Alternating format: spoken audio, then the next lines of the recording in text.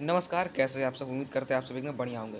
तो हम आ चुके हैं लेकर के एक बार से फिर से पीएमएसएसबी स्कॉलरशिप एंट्रेंस टेस्ट के कुछ मज़ेदार क्वेश्चंस को। इस वीडियो में हम करेंगे इकोनॉमिक्स के सारे क्वेश्चंस, ठीक है? जैसे कि इकोनॉमिक्स में 4 चैप्टर आपको पता होगा। क्लास 10 का इकोनॉमिक्स, जिसमें कि रिसोर्स एंड डेवलपमेंट है, सेक्टर्स ऑफ इंडियन इकोनॉमी है, ग्लोबलाइजेशन है, मनी एंड क्रेडिट है और ठीक है। तो इन सारे क्वेश्चंस को हम इसी वीडियो में सारे एमसीक्यूज़ करेंगे इन सारे चैप्टर्स के, ठीक है? और पूरा इकोनॉमिक्स इसी वीडियो में हम लोग कवर करेंगे। तो आइए देखते हैं पहला क्वेश्चन। क्वेश्चन नंबर 1 है, which South Asian country ranks just first in the HDI? तो इनमें से कौन सी जो साउथ एशियन कंट्री है वो एचडीआई। अच्छा, एचडीआई क्या होता है? एचडीआई मतलब होता है ह्यूमन डेवलपमेंट इंडेक्स, ठीक है? ये एक यूएनडीपी द्वारा तैयार किया जाता है, ठीक है?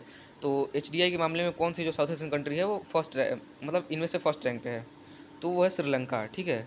इवन श्रीलंका जो है इंडिया से भी आगे है ह्यूमन डेवलपमेंट इंडेक्स के मामले में। ह्यूमन डेवलपमेंट इंडेक्स जो है वो आपका कैलकुलेट किया जाता है पर कैपिटा इनकम पे, लिटरेसी रेट पे और हेल्थ रेट, मतलब हेल्थ फैसिलिटी के हिसाब से ये कैलकुलेट किया जाता है एचडीआई, ठीक है? तो उसमें आगे है श्रीलंका साउथ एशियन कंट्री में।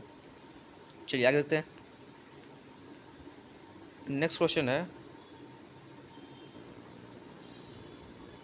हाँ, नेक्स्ट क्वेश्चन। क्वेश्चन है, among the following criteria which one is the best to measure the development of a country according to the world bank? तो क्या हो रहा है कि वर्ल्ड बैंक के अकॉर्डिंग कौन सा क्राइटेरिया है जो कि बेस्ट है किसी भी कंट्री के एक डेवलपमेंट को मेजर करने के लिए, ठीक है? तो ऑप्शन है per capita income, literacy rate, gross enrolment ratio, life expectancy. तो अकॉर्डिंग टू वर्ल्ड बैंक जो कंट्री के डेवलपमेंट का जो क्राइटेरिया है जिसको कि हम मेज़र कर सकते हैं किसके हिसाब से, तो पर कैपिटा इनकम। जो पर कैपिटा इनकम है वो एक बहुत ही मतलब अच्छा मेज़र है जिससे भी हम किसी भी कंट्री के डेवलपमेंट को मेज़र कर सकते हैं, ठीक है? पर कैपिटा इनकम क्या होता है ना, total income of a country, total income, ठीक? Total income of a country upon में जिसका भी जितना भी पॉपुलेशन है उतना उस कंट्री का, ठीक है? तो अपॉन में पॉपुलेशन।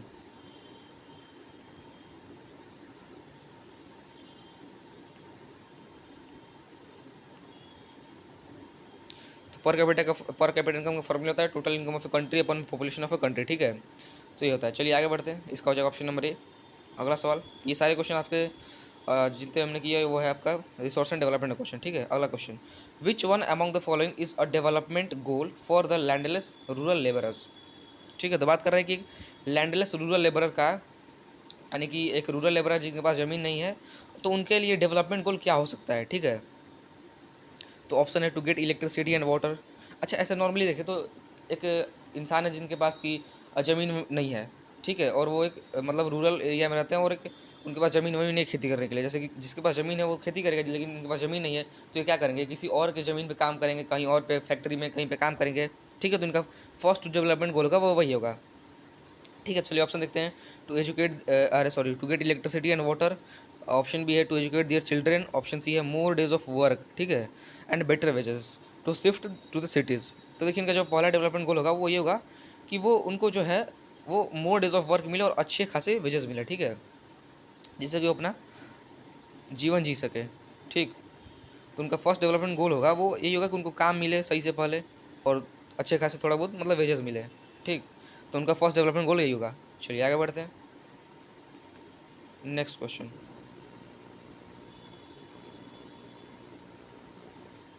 चलिए क्वेश्चन है, which of the following is not true with reference to development?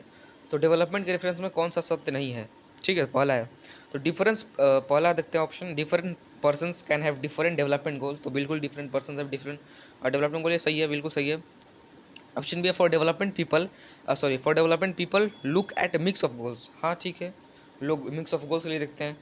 आगे देखते हैं ऑप्शन नंबर सी क्या है, the development goal that people have is only about higher income. ना जी ना, ऐसा बिल्कुल ना है, ठीक है ना? तो ये गलत है क्योंकि पीपल के लिए सिर्फ इनकम ही उनका डेवलपमेंट गोल नहीं है। इनकम के अलावा जैसे कि आपने क्या है, रिस्पेक्ट है, सिक्योरिटी है, ठीक है, हेल्थ एंड ट्रांसपोर्टेशन फैसिलिटी है, एजुकेशन ऑफ देयर चिल्ड्रन। तो ये सारे भी इनकम के अलावा और भी डेवलपमेंट गोल्स हैं, ठीक? और लास्ट ऑप्शन है the development goal that people have are not only about better income but also about other important things in life. हाँ जी बिल्कुल, ठीक है? तो सिर्फ बेटर इनकम ही नहीं है उनका डेवलपमेंट गोल, उनके उसके अलावा भी बहुत सारी चीज़ें हैं लाइफ में, ठीक? तो इसमें क्या पूछ रहा था क्वेश्चन में कि नॉट ट्रू, ठीक है? तो नॉट ट्रू कौन सा ऑप्शन हो जाएगा? ऑप्शन नंबर सी, ठीक है ना? ये नॉट ट्रू हो जाएगा, option number C not true हो जाएगा, तो ऑप्शन नंबर सी करेक्ट हो जाएगा, ठीक है, चलिए आगे बढ़ते हैं। नेक्स्ट क्वेश्चन है which kind of resources are replenished by nature. तो नेचर के द्वारा कौन सी तरह की रिसोर्सेज को रिप्लेस करा जाता है। तो जो रिप्लेस किया जाता है रिसोर्स उसको बोलते हैं रिन्यूएबल रिसोर्स, ठीक है, जो कि रिन्यू होता है नेचर के द्वारा, उसको बोलते हैं renewable resource. Option number 1 correct हो जाएगा, ठीक। ऑप्शन नंबर ए, ठीक, 1 मिनट, हाँ, ऑप्शन नंबर ए, ठीक है। चलिए आगे बढ़ते हैं। अगला सवाल है, हाँ जी, who published the human development report. तो ह्यूमन डेवलपमेंट रिपोर्ट को पब्लिश कौन करता है, ठीक।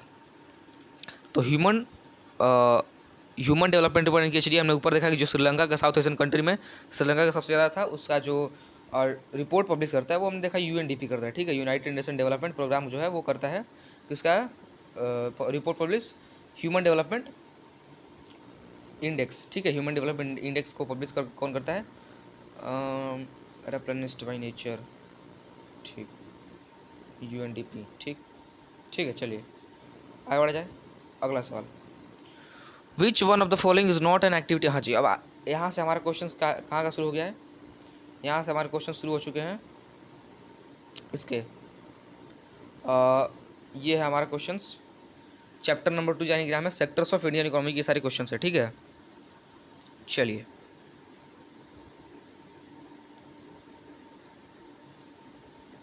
करते हैं इसको। क्वेश्चन है which one of the following is not an activity of the primary sector. तो प्राइमरी सेक्टर का एक्टिविटी कौन सा नहीं है, ठीक है।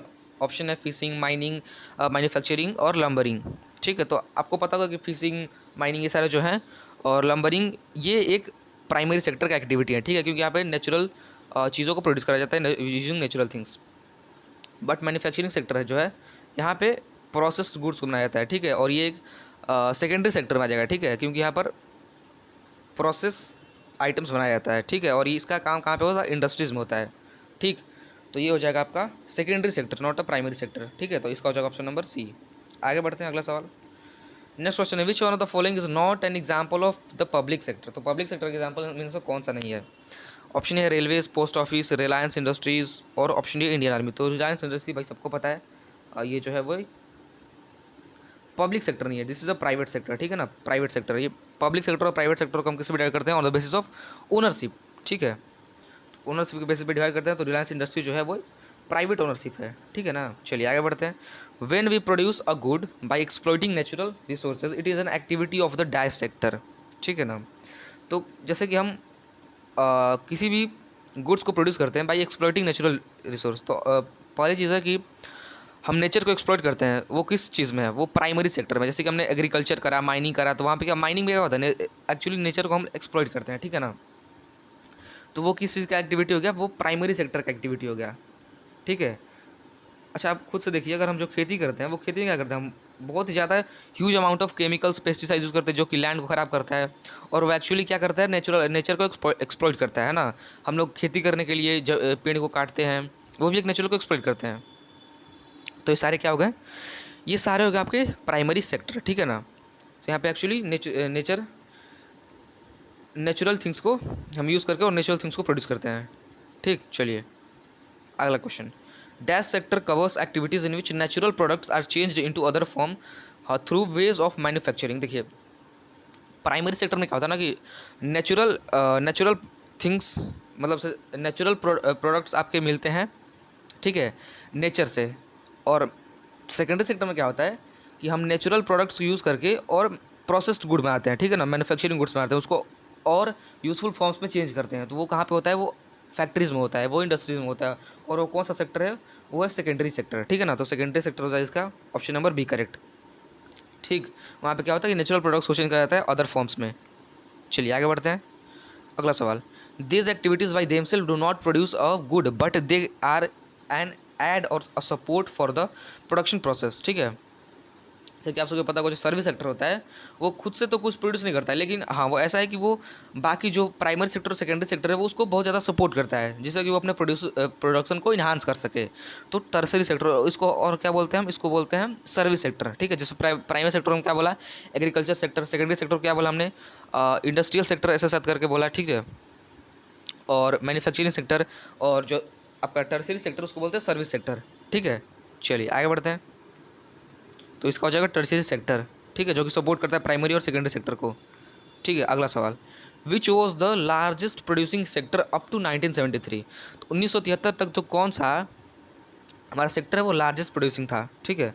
तो at that time primary sector was largest producing, ठीक है। 1973 के टाइम तक जो हमारा क्या था, प्राइमरी सेक्टर था वो लार्जेस्ट प्रोड्यूसिंग सेक्टर था, ठीक है। उसके बाद धीरे धीरे चेंज हुआ, धीरे धीरे जो हमारा टर्शियरी सेक्टर है वो काफ़ी ज़्यादा डेवलप हुआ, और फिर 2003 के बाद से शायद टर्शियरी सेक्टर जो है वो सबसे ज़्यादा प्रोड्यूसिंग सेक्टर था, ठीक। चलिए अगला सवाल, which was the largest producing sector in 2003। तो 2003 में कौन सा जो है सबसे लार्जेस्ट प्रोड्यूसिंग सेक्टर है, ठीक है ना। 2003 तक मतलब विच was the largest produce sector in 2003 में कौन सा सबसे ज़्यादा लार्जेस्ट प्रोड्यूस सेक्टर था, तो वो था हमारा सर टर्शियरी सेक्टर, ठीक है। ये हमारा सर्विस सेक्टर टर्शियरी सेक्टर जो कि बहुत ज़्यादा डेवलप हुआ, ठीक, और इसको और बोलते हैं सर्विस सेक्टर। तो ये 2003 तक लार्जेस्ट प्रोड्यूसिंग बन चुका था, ठीक है ना। चलिए आगे बढ़ते हैं। अगला सवाल है, when was NREGA implemented. NREGA यानी कि national rural employment guarantee act, MNREGA Mahatma Gandhi national rural employment guarantee act, उसमें एम हटा दिया गया, ठीक है। ये बचा खाली नरेगा। तो इसका जो इम्प्लीमेंटेशन हुआ था वो हुआ था 2005 में, ठीक ना, 2005 होता है किसका इम्प्लीमेंटेशन, नरेगा का, ठीक है। चलिए सर आगे बढ़ते हैं। हाँ जी, this is the question of money and credit, ठीक है। चलिए इसका क्वेश्चन करते हैं। Currency is a dash form of money, ठीक है ना। तो currency is modern form of money, क्योंकि ओल्डेस्ट फॉर्म ऑफ मनी जैसा कुछ आपको पता होगा, बार्टर सिस्टम, कॉइनेज सिस्टम, वो सारे आपके ओल्डेस्ट फॉर्म ऑफ मनी हो गए, ठीक है ना। तो money is modern form of currency. आगे बढ़ते हैं। Money lenders charge dash rate of interest. तो जो मनी लेंडर्स होते हैं वो very high rate of interest charge करते हैं, किससे, जो बारोबर होता है उससे। और जो मनी लेंडर होते हैं वो एक इनफॉर्मल सोर्स ऑफ क्रेडिट होते हैं, ठीक है ना। हमको पढ़ना है फॉर्मल सेक्टर और इनफॉर्मल सेक्टर। फॉर्मल सेक्टर में आपके बैंक्स आ जाएंगे, एस जीज आ जाएंगे, और इनफॉर्मल सेक्टर में मनी लेंडर्स आ जाएंगे, क्या आ जाएंगे वो, और भी सारे आ जाएंगे, ठीक है ना। इनफॉर्मल सेक्टर्स में इनफॉर्मल सोर्सेस से आप लोग तो इनफॉर्मल सेक्टर में आ जाएंगे। नेक्स्ट क्वेश्चन है, banks are dash source of credit. तो बैंक कैसा सोर्स ऑफ क्रेडिट है, तो bank is actually a formal source of credit, ठीक है ना। तो हमने ऊपर देखा बैंक जो है फॉर्मल से सोर्स ऑफ क्रेडिट है, ठीक। चलिए आगे बढ़ते हैं। नेक्स्ट क्वेश्चन है, which of the following is not a term of credit. तो इनमें से कौन सा जो है टर्म ऑफ क्रेडिट नहीं है। तो टर्म ऑफ क्रेडिट क्या होता है, जैसे कि डॉक्यूमेंटेशन हो गया, मोड ऑफ रिपेमेंट, कोलेट्रल, सारी चीज़ें जो है आपके टर्म ऑफ क्रेडिट कहती हैं। तो ऑप्शन है interest rate, collateral, mode of repayment और नॉन ऑफ द अबव। तो एक्चुअली जो इंटरेस्ट रेट, कोलेट्रल और मोड ऑफ रिपेमेंट ये सारे टर्म्स ऑफ क्रेडिट हैं, ठीक है। तो आंसर हो जाएगा नॉन ऑफ द अबव, ठीक, none of the above. None of the above is correct answer, क्योंकि इनमें से जो सारे हैं वो टर्म्स ऑफ क्रेडिट हैं, है ना। चलिए सर आगे बढ़ते हैं। Next question, a typical S G has dash members usually belonging to one neighbourhood, ठीक है ना। तो अ टिपिकल एस जी यानी कि सेल्फ हेल्प ग्रुप, ठीक। यहाँ पे आस पड़ोस के ही मेंबर रहते हैं, इसमें ज़्यादातर महिलाएं रहती हैं। तो इसमें 15 से 20 जो है वो एक ऐसे जिसमें 15 से 20 मेंबर होते हैं, ठीक है। चलिए आगे बढ़ते हैं। सेल्फ हेल्प ग्रुप्स, ठीक ना। चलिए अगला सवाल, dash help borrowers to overcome the problem of lack of collateral and also they are the building block of organisation of the rural poor, ठीक। जैसे आप जाते हैं बैंक में लोन लेने के लिए, तो आपको वहाँ पे क्या देना पड़ेगा, कोलेट्रल देना पड़ेगा, ठीक है ना, as a security of money. लेकिन अगर जिसके पास वो कोलेट्रल नहीं है तो वो कहाँ से लोन लेता है, वो लेता है एस से। एस यानी कि सेल्फ हेल्प ग्रुप, हमने ऊपर देखा यहाँ पे कितने मेंबर होते हैं, आस पड़ोस के लगभग आपके 15 से 20 मेंबर होते हैं, ज़्यादातर इसमें महिलाएं होती हैं। और वहाँ पे कोलेट्रल की जरूरत नहीं पड़ती है, ठीक है ना, क्योंकि वो सब जानने वाले लोग होते हैं, ठीक है ना। पता होता है कि ये इन्होंने लोन लिया है, उनसे लोन वापस लेना। जैसे किसी ने लोन लिया और वापस नहीं दिया, तो एक्चुअली क्या है कि वहाँ पे 15-20 मेंबर है, तो सारे उन पर प्रेशर बनाएंगे कि तुम भैया लोन दो, मेरा पैसा जो तुम लियो वो दो, तो वो दे देती है, ठीक है ना। तो ऐसा होता है कुछ आपका सेल्फ हेल्प ग्रुप में, ऐसे चीज़ में, ठीक है। यहाँ पर ज़्यादातर महिला होती है, तो इसमें बिना कोलेक्टर के आपका काम चल जाता है, बिना कोलेक्टर के लोन मिल जाता है। ठीक, चलिए आगे बढ़ा जाए। अगला सवाल, double coincidence of wants is an essential feature of the system where goods are directly exchanged without the use of money. This system is referred to as, हाँ जी, बार्टर सिस्टम। ठीक है ना, ये सब ओल्डेस्ट क्या बोलते हैं, ओल्डेस्ट फॉर्म ऑफ पेमेंट या फिर ओल्डेस्ट करेंसी जो है वो मॉडर्न फॉर्म ऑफ पेमेंट, हाँ ये सारे जो है ओल्डेस्ट फॉर्म ऑफ पेमेंट है। ठीक है ना, यहाँ पे क्या है, डबल कोइंसिडेंस आपको पता होगा, जैसे कि आपको पता होगा डबल कोइंसिडेंस क्या होता है। बार्टर सिस्टम में क्या होता था, जैसे किसी को 1 kg आलू की ज़रूरत है। ठीक है ना, सपोज 1 kg आलू पोटैटो की ज़रूरत है, और किसी को एक ए है जिसको कि 1 किलो आलू की ज़रूरत है। ठीक है ना, 1 किलो आलू की ज़रूरत है, और एक बंदा भी है जिसको ज़रूरत है 1 kg राइस की, 1 kg राइस की। अब सपोज जो ये 1 kg जिसको पोटैटो चाहिए उसके पास 1 kg राइस है। ठीक है ना, जिसको कि वो एक्सचेंज कर सकता है, और इनके पास जो है वो 1 kg पोटैटो है जो कि एक्सचेंज कर सकते हैं। तो यहाँ पे क्या होगा, ये जो 1 kg बी जो है अपना 1 kg पोटैटो हो ए को दे देगा। ठीक है ना, और जो ए के पास 1 kg राइस है वो दे देगा बी को। तो यहाँ पे क्या, वो यहाँ पे वो डबल कोइंसिडेंस ऑफ वांट्स। अगर मान लीजिए कि ऐसा नहीं होता, ठीक है ना, बी के पास राइस नहीं होता कि वो ए के पास राइस नहीं होता कि वो बी को दे सके, तो वहाँ पे कहाँ, कैसे वहाँ पे आप ले सकते हैं। ठीक है ना, तो ये होता है डबल कोइंसिडेंस ऑफ वांट, और इसी को बोलते हैं बार्टर सिस्टम। ठीक है ना, ये सारे ओल्डेस्ट फॉर्म ऑफ पेमेंट होते हैं। ठीक है, ये ओल्डेस्ट फॉर्म ऑफ एक्सचेंज हो गया। ठीक है, तो ये हो जाएगा barter system, option number B correct, जहाँ पे डबल कोइंसिडेंस ऑफ वांट एक इंपॉर्टेंट फैक्टर हो जाता था किसी भी चीज़ को एक्सचेंज करने के लिए। ठीक है ना, अगला सवाल, करेंसी इज़ इशूड बाई, जो करेंसी है हमारी वो कौन इशू करता है। ठीक है ना, तो ऑप्शन है RBI on behalf of central government. जी बिल्कुल, जो आरबीआई वो सेंट्रल गवर्नमेंट के बिहाफ में करेंसीज को इशू करता है। ठीक ना, रिजर्व बैंक ऑफ इंडिया। ठीक है, ऑप्शन नंबर ए करेक्ट हो जाएगा, RBI on the behalf of central government. चलिए आगे बढ़ते हैं। Next, the most dominant group in the world. अच्छा, ये क्वेश्चन आपका ग्लोबलाइजेशन का। ठीक है ना, ग्लोबलाइजेशन क्वेश्चन है। चलिए, क्वेश्चन है the most dominant group in the World Trade Organization WTO is of. तो वर्ल्ड ट्रेड ऑर्गेनाइजेशन में मोस्ट डोमिनेंट कौन है। ठीक है, ऑप्शन है डेवलपिंग कंट्रीज, ऑप्शन बी है डेवलप्ड कंट्रीज, ऑप्शन सी है countries of the Middle East, और ऑप्शन डी है एशियन कंट्रीज। तो मिडिल ईस्ट और एशियन कंट्रीज़, एक्चुअली जो डेवलप्ड कंट्रीज़ है ना, डेवलप कंट्रीज़ इनका डोमिनेंट है कहाँ पे, वर्ल्ड ट्रेड ऑर्गेनाइजेशन में। ये डोमिनेट करती है डेवलप कंट्रीज़, क्योंकि ये डेवलप्ड हो चुके हैं, और डेवलपिंग कंट्रीज़ पे ये प्रेशर बनाती हैं किसी भी अपने काम को करवाने के लिए। तो डोमिनेट करता है जो वो वर्ल्ड ट्रेड ऑर्गेनाइजेशन में, वो है dominant countries, sorry develop countries. ठीक है ना, ये डोमिनेट करती हैं WTO में, वर्ल्ड ट्रेड ऑर्गेनाइजेशन में। चलिए अगला सवाल, व्हाट आर SEZs सीज। ठीक है ना, तो ये होता है स्पेशल इकोनॉमिक जोन्स। ठीक है ना, स्पेशल इकोनॉमिक जोन्स SEZs। ठीक, स्पेशल इकोनॉमिक जोन्स SEZs ये प्रोवाइड करे जाते हैं किसके लिए, जो फॉरेन इन्वेस्टमेंट होते हैं उन सबों के लिए, अपने कंट्रीज़ में अट्रैक्ट करने के लिए, फॉरेन इन्वेस्टमेंट को अपने कंट्री में अट्रैक्ट करने के लिए SEZs बनाए जाते हैं, स्पेशल इकोनॉमिक जोन्स। अगला सवाल है, when did Ford Motors come to India. ठीक है ना, तो फोर्ड मोटर इंडिया में कब आया था। ठीक है, फोर्ड मोटर इंडिया में कब आया था। ऑप्शन ए है 1990, ऑप्शन बी है 1995, ऑप्शन सी है 1996, और ऑप्शन डी है 1998। ठीक, तो Ford Motor come to India in 1995, 1995 में जो है फोर्ड मोटर इंडिया में आया था, है ना। ठीक है, Ford Motor come to India in 1995। चलिए आगे बढ़ते हैं। अगला सवाल, where did the Ford Motor set up their large plant. ठीक है ना, तो फोर्ड मोटर ने अपने लार्ज प्लांट्स कहाँ पे सेटअप करे थे। तो फोर्ड मोटर 1995 में जब आया था तो उसने अपने लार्ज प्लांट्स सेटअप किए थे चेन्नई में। ठीक है ना, चेन्नई में। चलिए आगे बढ़ते हैं। अगला question, which of the following has benefited least because of globalisation in India. तो इंडिया में ग्लोबलाइजेशन की वजह से सबसे कम फ़ायदा किस सेक्टर को हुआ है। Agricultural sector, industry sector, industry, service sector और सेकेंडरी सेक्टर। तो एग्रीकल्चर सेक्टर बेनिफिटेड लीस्ट।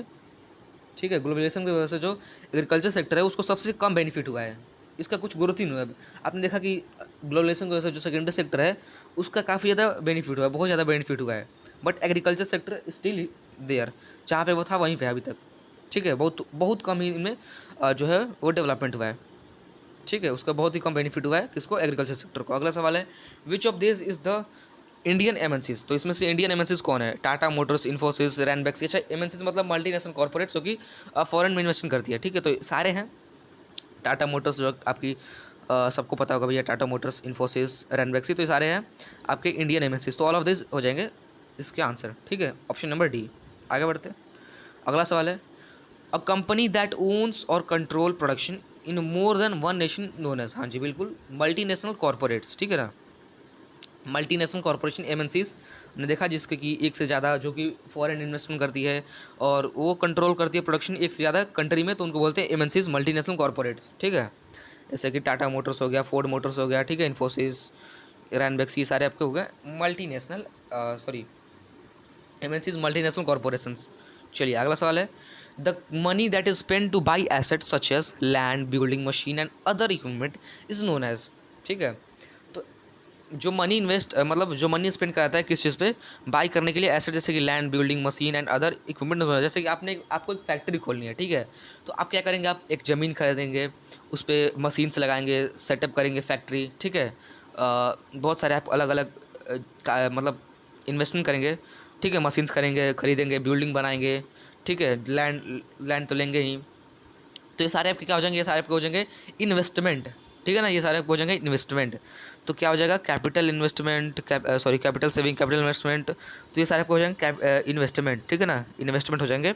आपने जो मनी स्पेंड किया किस चीज़ पे, लैंड पे, बिल्डिंग्स पे, मशीन्स पे, वो हो जाएंगे आपके इन्वेस्टमेंट। आगे बढ़ते हैं, अगला सवाल है investment made by multinational corporation is called, तो मल्टीनेशनल कॉर्पोरेशन जो है वो अलग अलग देशों में इन्वेस्टमेंट करते हैं, तो उनको बोलते हैं फॉरेन इन्वेस्टमेंट, ठीक है, option number B, foreign investment correct हो जाएगा, ऑप्शन नंबर बी। आगे बढ़ते हैं, हाँ जी last question, Ford motor is one of the world's largest automobile manufacturer based in, तो फोर्ड मोटर जो है वो वर्ल्ड्स लार्जेस्ट ऑटोमोबाइल मैन्युफैक्चरर है, और वो कहाँ की मतलब किस देश की कंपनी है, तो एक्चुअली फोर्ड मोटर जो है वो यूनाइटेड स्टेट्स की कंपनी है, यूएसए के, ठीक है ना, यूएसए कंपनी है फोर्ड मोटर्स। तो गाइस आई होप आपको सारे क्वेश्चन समझ में आए होंगे, और इस वीडियो में इतना ही, हमने सारे इकोनॉमिक्स सारे क्वेश्चन किए हैं। अब इसके बाद हम ऐसे ही एक ले लेंगे वन शॉट में सिविक्स, ठीक है, और 2-3 वीडियो में आएंगे हिस्ट्री के, उसमें भी हिस्ट्री पूरा खत्म कर देंगे, ठीक है, मिलते हैं नेक्स्ट वीडियो में। जय हिंद।